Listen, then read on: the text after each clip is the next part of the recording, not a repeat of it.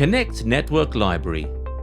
When working in a team, it is important to use a shared library so everybody can work with the same models. Click Manage Model Library to start the Object Manager. By default, only My Library is set up, but the files in My Library are locally stored on your hard drive. At the top right corner, click the button Add Library and pick a shared network folder. The network folder should not be in a public domain because of the sensitive shared data. Pick a clear name for the folder which explains that it is the shared visTABLE model library and check the access permissions.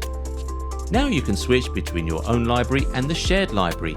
You can easily distinguish them by the single figure symbol for your personal library and the two-figure symbol for the shared library. These symbols are also used in visTABLE.